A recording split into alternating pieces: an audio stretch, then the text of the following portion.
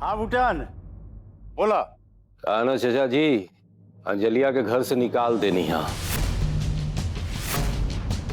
लेकिन वो तो तहार भवा बाड़ी नु हो। अरे काहे के भवा चाचा जी, शक्तिया के बहला फुसला के मंदिर में बियाह करके एक घर के बहू बन के रही है। और जब एक घरे के खिलाफ जा रही तो निकाल देनी है, भगा देनी है घर से।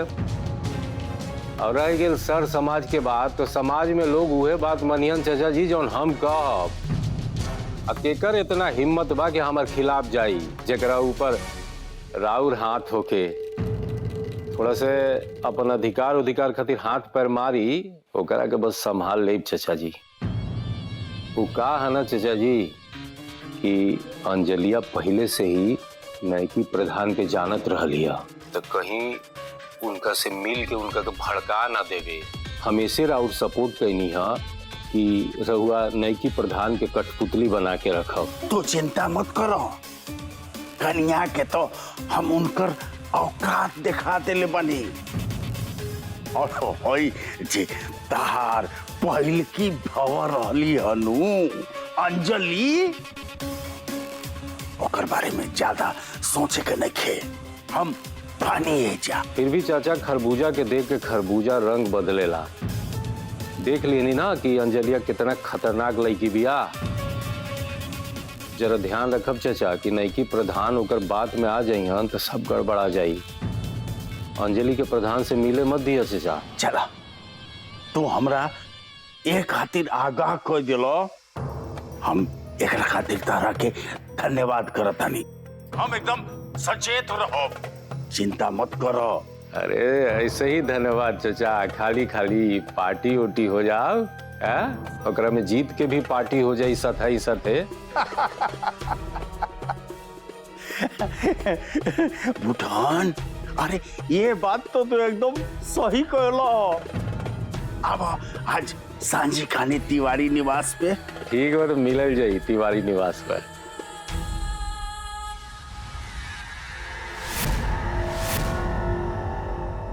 देवी मैया, ये तो हमरा के जवन रास्ता पे लेके चल गई बाड़ू नु, वो तो हमार इच्छा ना रहला, लेकिन हम तो हरदम रउआ इच्छा के स्वीकार कर ले बानी। लेकिन हमरा कुछ नहीं के पता, ये जवन कुछ भी घर में हो रहल बा, इनमें राउर कौन इच्छा बा, ये कौने रास्ता पे लेके जा रहल बाड़ू देवी मैया। बस अब रउआ से यही प्रार्थना बा कि जवन रास्ता रउआ हमरा के दिखैले बानी, ऊपर चले के रउआ हमरा के शक्ति प्रदान करी।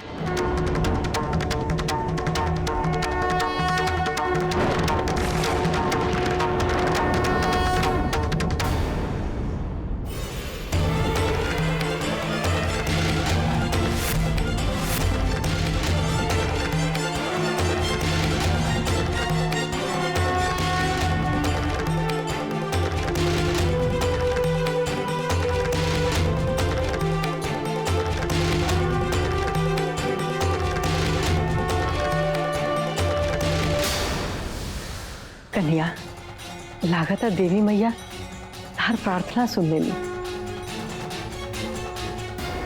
देखा ना, सगुन दे देली तारा के वरदान के रूप में।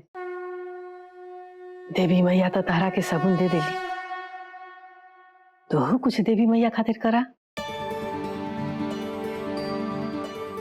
देवी मैया, आजू सांझी खानी हम एक घर में एक विशेष पूजा अर्चना की तैयारी करब, राउर आशीर्वाद पावे खातिर, और ई हमार रउआ से वादा बाटे।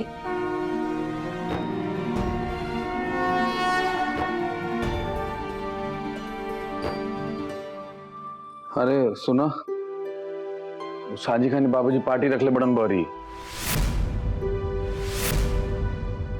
हमें भूटन शक्तिया गांव के एक दो लोग और जमा होखिए जा, तो इंतजाम होके के चाहिए एक बार ना। हम तो अभी तुरंत देवी मैया से वादा कैले बानी कि आजू सांझी खानी हम एक विशेष पूजा अर्चना की तैयारी करब। अब ये घर में एक तरफ पूजा हुई और ओहिजे दूसरी तरफ पार्टी कैसे हो सकत बा? रउआ बाबूजी से बात करी ना। देखे तो ना बड़की माई, ये अभी प्रधान हो गई बारी। कहतरी बाबूजी से हम बात करें, सुने वाला बड़न बाबूजी। वो एक बेरी जो कह दिलन वो पत्थर के लकीर हो जाला, खुदो ना सुनलन ओकरा बात।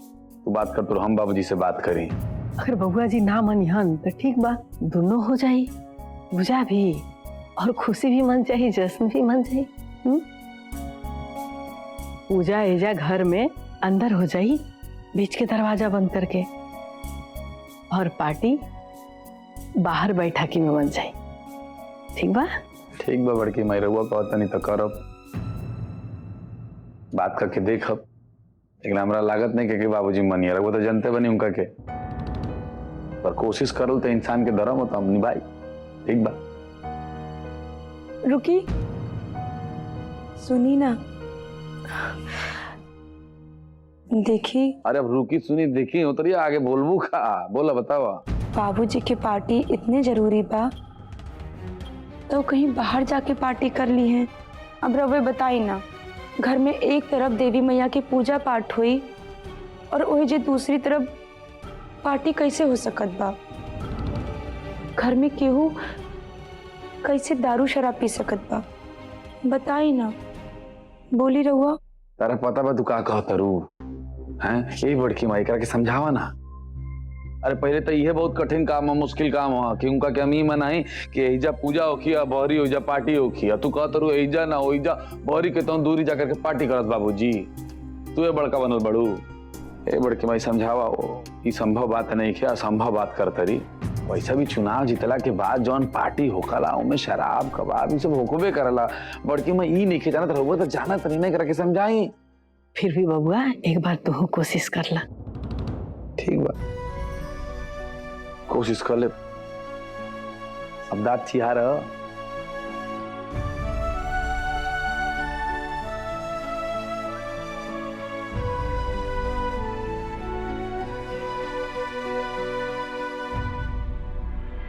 देखा, तू लोगन के तो पता चली गई बा कि आरती दीदी प्रधानी के उम्मीदवारी जीत गई बाड़ी, है ना?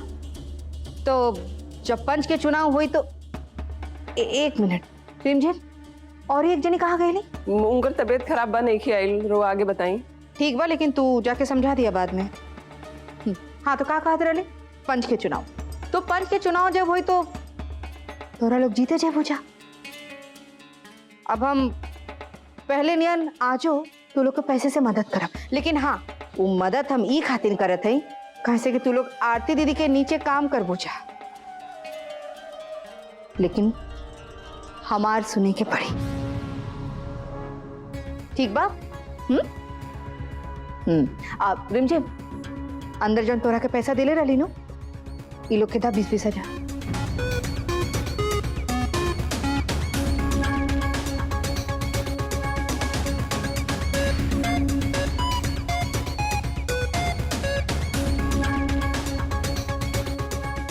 अच्छा सुना, और ये गो बात कि हमरा के जौन कुछ भी तोरा लोग से कहीं के रही नू, हम डायरेक्ट बात ना करब, हम जाके रिमझिम से कहब जौन भी हमके कहे के रही, जौन हमके करवाए के रही। और तू लोग के भी अगर कुछ हमरा से कहे के रही नू तो तू लोग भी रिमझिम से कहिए जा।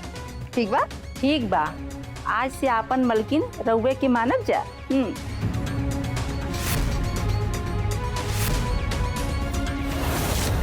आरती तिवारी, ये मत सोचा कि प्रधानी के चुनाव तू जीत गई हो तो हम तोरा के चैन की सांस लेवे थे। हेलो आरती दीदी, रहुआ से बात करे के बा। का बात बा अंजलि? रोवा मत, बतावा हमरा के। फोन पे ना, रहुआ से मिल के बात करे के बा। अच्छा, अभी तो हम घर में पूजा रख ले बानी, तो वही में बाझल रहा। तो तू ऐसा करा, 3-4 घंटे के बाद घरे आ जा। ठीक बा? ठीक बा।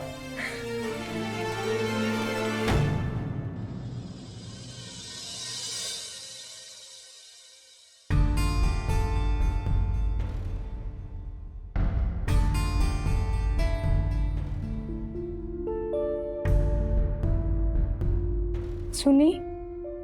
हाँ सुनते बानी, बोला ना। बाबूजी का कहनी है कि बिना दारू शराब के पार्टी ना हो पाई। आखिर बैठकी भी तो घर के हिस्सा बानू।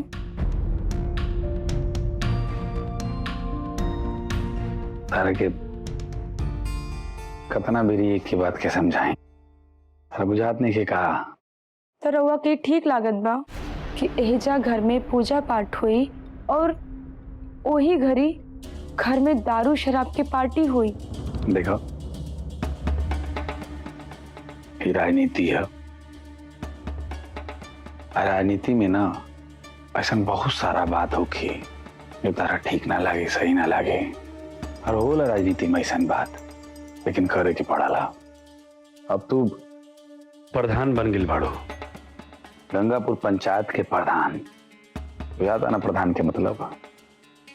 और तू का सोचे तारू बाबूजी तारा के कोई काम करे खातिर कही और तू सोचे लगबू कि उ सही बा या गलत बा, उ करे के चाहिए ना करे के चाहिए, अब पूछे लगबू ऐसे नहीं क्यों करे के। देखा राजनीति में ना कबो कबो आंख बंद करने के पड़ला, कबो कबो कान बंद करे के पड़ला, और कई बार मुंह बंद करके रखे के पड़ला, तब जाके आदमी राजनीति में दो कदम चल पाएला या टिक पाएला। बुझाता धारा हमरा लागत नहीं कि तारा के कुछ बुझाता। अच्छा सुनो, तू ना अपन पूजा पाठ में ध्यान रखा, ठीक बा? ठीक बा। अच्छा एक कप चाय पियई बू? यही हमनी के राजनीति डिस्कस करी जा। हम अब ही लेके आवत बानी। जा ठीक बा। बेटा तारा के कई बार कहनी कि इन बड़ लोग के चक्कर में मत पड़। अरे पैसा और राजनीति वाला आदमी को कोनो दिन ईमान ना होला, कभी कुछ और कहियन कभी कुछ और। हम सन के मजदूर आदमी हम सन, अरे उन लोगों के बराबरी कभी ना कर पाए। आज के दौर सिर्फ पैसा वाला के बोलबाला बा। एगो बात और, जब तारा के भुट्टन बाबू रखे से मना कर देलन तो हाकिम तिवारी तारा के कोनो मदद ना करियन। अब बेटा एगो बात और बताओ तनी, अगर तारा साथे कुछ हो गई तो गांव जवार में बात फैल जाई, फिर तारा छोट बहन के शादी ब्याह में बहुत दिक्कत हुई। बेटा बाबूजी हम ऐसा कोनो काम ना करम जवना से हमारे छोट बहन के शादी ब्याह में कोनो दिक्कत आवे।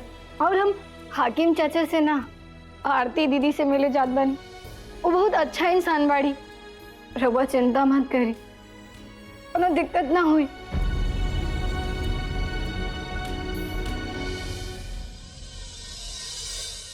अम्मा जी देखी, हम रउआ सबसे हाथ जोड़कर ही विनती करत बानी, देवी मैया खातिर, एक घर परिवार के खातिर हम रउआ सबसे प्रार्थना करत बानी।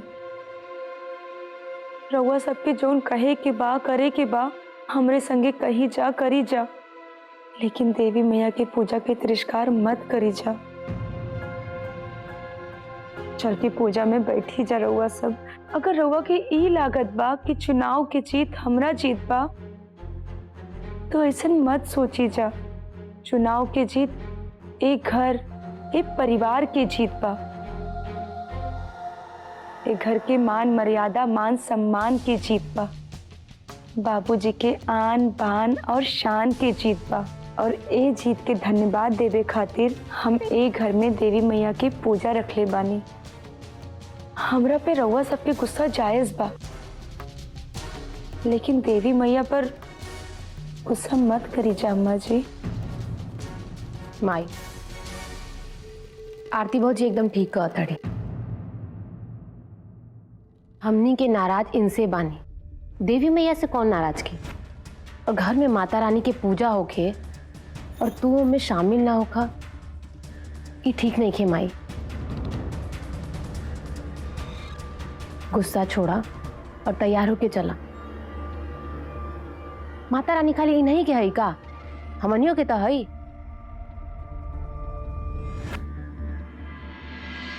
ठीक बा, तू कहा तारू तो चला तनी। जा पुष्पा बुच्ची के भी बुलाया वा मंदिर में। ठीक बा माई। ए प्रधान सुना।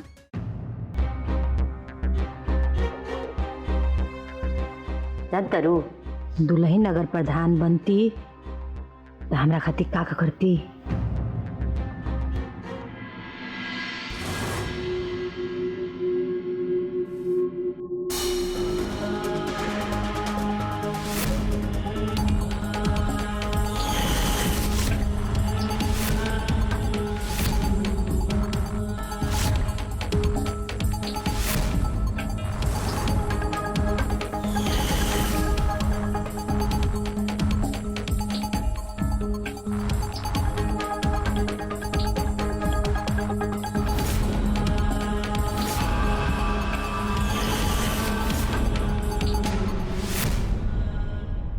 दुल्हन के प्रधानी में जितना भी कमीशन मिलित नु उनमें से हमरा के आधा आधा देती।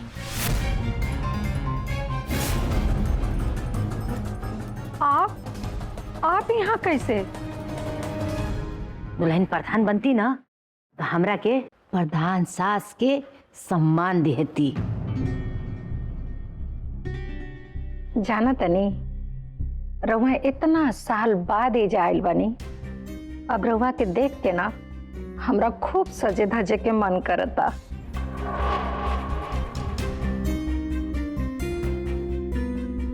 का बात बाजी, इतना साल बाद भी रउआ चोटी में फूल लगावल ना भूलैनी, कितना सुंदर लगौले बानी।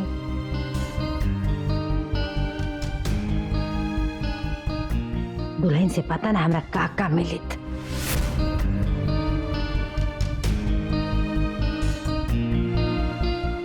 जान तनी जी, हम कितना साल से रउआ से मिले खातिर अपने दिल के कोना में चाहत के दिया जला के रख ले बानी। और जितना भी गांव नगर खातिर फ्रिज, टीवी, गहना, गुड़िया, वो सब में से नु वो हमरा के आधा आधा देती। भले लोग रउआ के ना जोरू के गुलाम कहला, लेकिन रउआ केहू के फिक्र कैले बिना हमरा के इतना प्यार करीला। शायद ही दुनिया में केहू होई जे अपने पत्नी के इतना प्यार करत होई। यह सब हमरा के देवे के वादा कैले रहली है, तब जाके हम उनकर साथ देवे के कहले रहनी है। का बात बची, इतना साल बाद भी रोरे आलता लगावल ना भूलैनी। आज तो हमार दिल बहुत खुश हो गइल बा। हम इतना खुश बानी कि रउआ बता नहीं खी सकत। अगर ई सब उपहार सम्मान अगर तू देवे के हमरा के वादा करबू ना तो तोहरो भी हम साथ देव। लेकिन हम जानत तनी तहार दिल इतना बड़ नहीं खे कि तू ई सब हमरा के करबू और हमरा के देबू।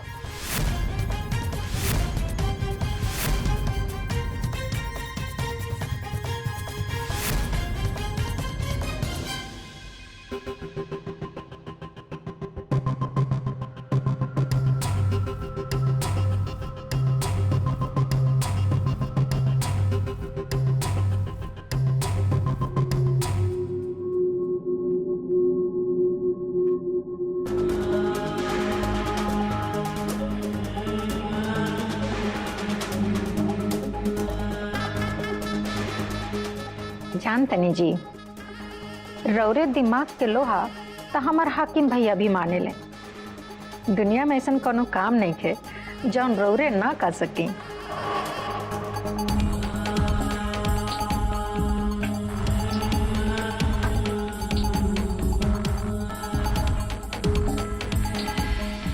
कमल किशोर के अइला के मतलबे बा कि ई घर के हमार जरूरत बा।